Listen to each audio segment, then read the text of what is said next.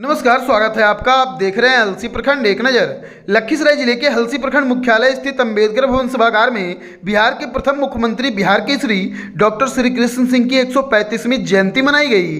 कार्यक्रम का शुभारंभ प्रखंड विकास पदाधिकारी विभू विवेक, अंचलाधिकारी विवेक कुमार एवं समाज सेवी रविशंकर कुमार ने संयुक्त रूप से दीप प्रज्वलित कर किया, जिसके बाद बारी बारी से डॉक्टर श्री कृष्ण सिंह के तैल चित्र पर सभी ने माल्यार्पण किया। वहीं कार्यक्रम की अध्यक्षता दिनेश कुमार सिंह की, जबकि मंच संचालन भागीरथ शर्मा ने किया।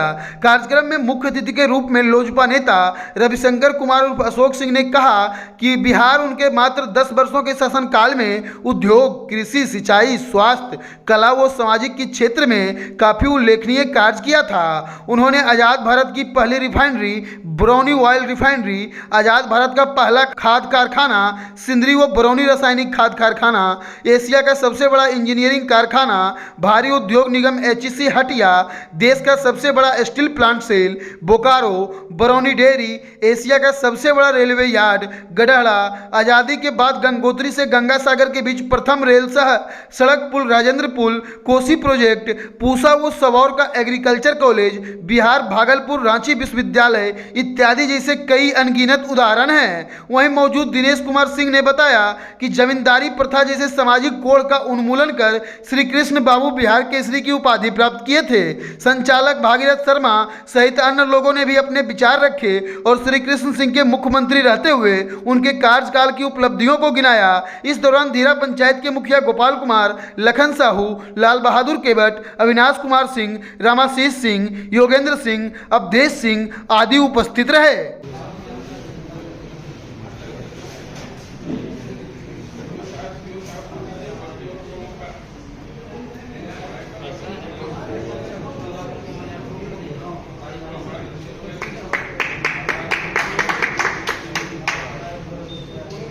बहुत सारे नहीं थोड़ा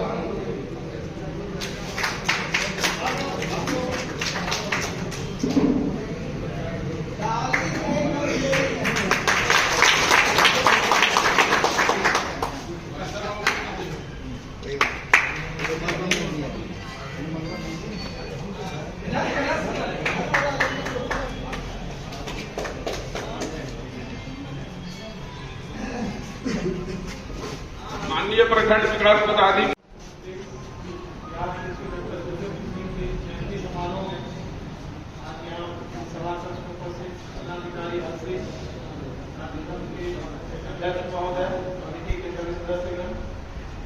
विभिन्न पंचायतों से आए हुए हमारे सम्मानित जनप्रतिनिधिगण, विद्वजन,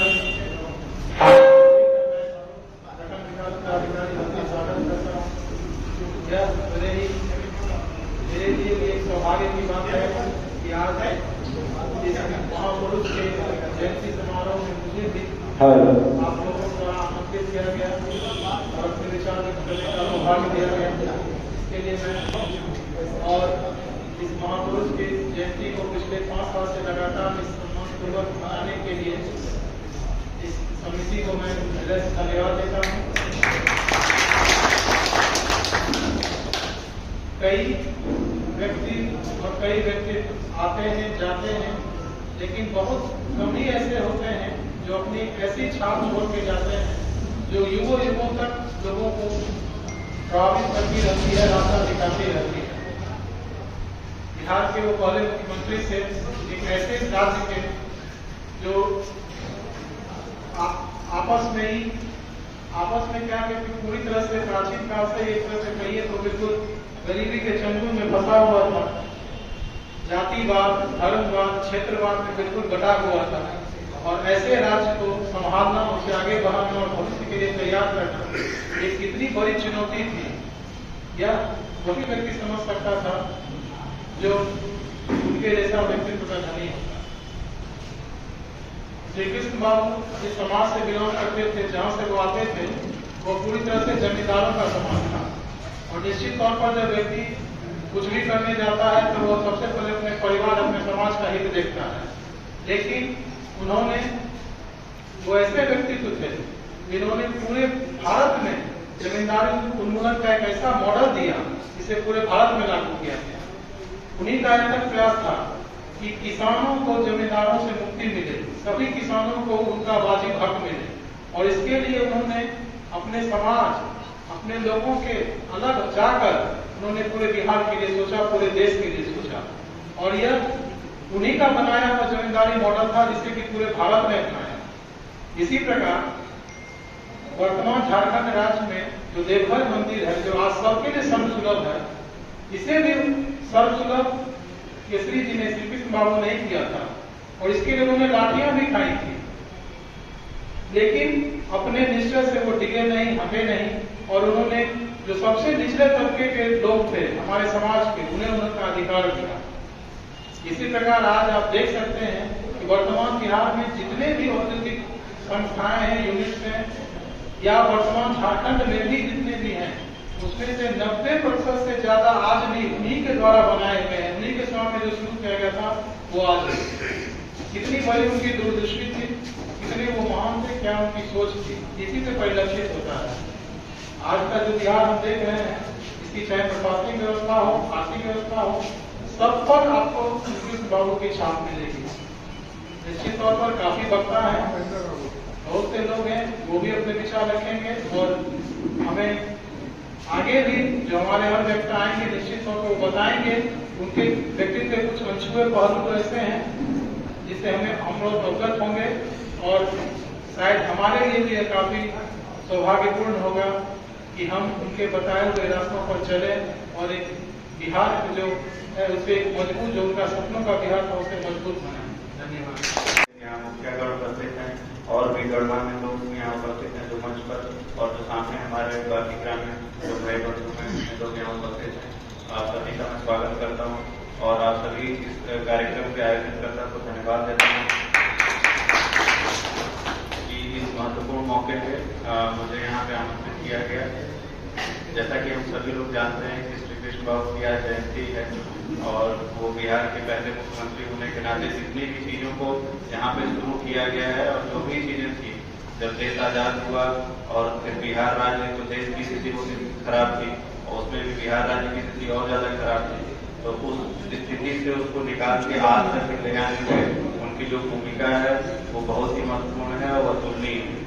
और वर्तमान समय में उनके जो विचार थे या जो उनके क्रियाकलाप थे, उससे हमें क्या सीखने को मिलता है और उसे हम अपने जीवन में कैसे उतारें, उस पर काम करने की आवश्यकता है। वर्तमान समय में चाहे वो क्षेत्रीय राजनीति हो, चाहे राज्य स्तर की राजनीति हो, चाहे राष्ट्र की राजनीति हो, उसमें हमें यही ध्यान देना है कि एक बार जब चुनाव हम जीत गए तो फिर हम सभी लोगों के प्रतिनिधि हैं, इसके रिस्पेक्टिव की जो है कौन वोट दिया है नहीं दिया है, सभी अपने समाज के सभी वर्गों का विकास करना है। चाहे वो हमारा वोटर है कि नहीं है, मेरी जाति का है कि नहीं है, मेरे धर्म का है कि नहीं है, उससे कोई मतलब नहीं। ऐसा आदर्श उन्होंने प्रस्तुत किया कि वो जिस समाज से आते थे उसके लिए ही केवल नहीं सोचा, बल्कि पूरे बिहार राज्य के लिए कि जब आप बन जाते हैं मुख्यमंत्री या कहीं के भी आप जो है स्थानीय नेता हैं, तो आप पूरे समाज के लिए, तो समाज के हर एक वर्ग के लिए, न कि किसी एक विशेष वर्ग के लिए। तो इन चीज़ों को ही हम लोग अपने हृदय में संजो के, और इसी के साथ मैं अपनी बात को खत्म करता हूँ। और आगे भी लोग आएंगे, समय कम है और लोग ज़्यादा हैं बोलने वाले और उससे अच्छे वक्ता हैं, तो वो लोग आगे आकर अपनी बात रखेंगे। धन्यवाद। बिहार केसरी डॉक्टर श्री कृष्ण सिंह जी की 135वीं जयंती है आज। तो पहले तो इस अवसर पर हम आप सभी लोगों को और आपके माध्यम से अन्य सभी लोगों को इसकी बधाई देते हैं, आमजनों को। और ये जो आयोजन समिति है और जिन्होंने इस कार्यक्रम का आयोजन किया है, मैं उनके प्रति भी आभार व्यक्त करता हूँ। दिनेश बाबू हैं, भागीरथ बाबू हैं तथा पूरे टीम के लोग, सबके प्रति आभार व्यक्त करता हूँ। हम लोग को अवसर देते हैं। अब रही बात कि डॉक्टर श्री कृष्ण बाबू ने न सिर्फ बिहार के लिए बल्कि पूरे देश के लिए और आज़ादी के लड़ाई में जो इन्होंने योगदान दिया, और अपने समय में ये देश के अग्रणी नेताओं में, शीर्षस्थ नेताओं में, कुछ नेताओं में थे। और आधुनिक जो बिहार है, जिस बिहार को हम आप देख रहे हैं, अब तो झारखंड इससे अलग हो गया, तो इसके तो नींवकर्ता वो थे और शिल्पी भी वे थे। उनके जीवन काल में जो कुछ आया बिहार में, उसके बाद उनको गए 60-61 साल हो गया, तो शायद कोई वैसी उपलब्धि बिहार के हिस्से में नहीं आई है। तो उन्होंने तो पूरे बिहार को बनाने में लगाया। अब आपने कहा कि उनके नाम पर या उनके लिए कुछ नहीं हुआ, तो बिहार का हर जर्रा है न, हर चीज़ उनका गवाह है।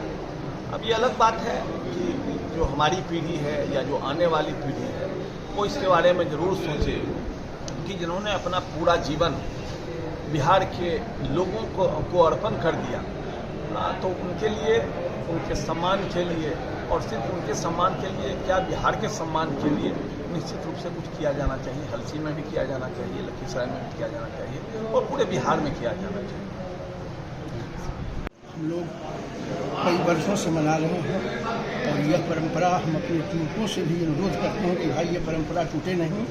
इनका जयंती हर वर्ष आप लोग मनाइए। हम लोग तो 75 साल के हो गए हैं, लेकिन इनका जयंती मनाने के लिए हम युवकों को भी साथ कर रहे हैं। हमारे युवक अब बहुत सक्रिय हो गए हैं। युवकों को क्या कहना चाहेंगे सर? जी, इनको कहेंगे कि भाई आप लोग सक्रिय होइए। श्री बाबू का योगदान बहुत ज़बरदस्त है। श्री बाबू हमारे हल्सी जैसे गांव में 2 बार आए हैं।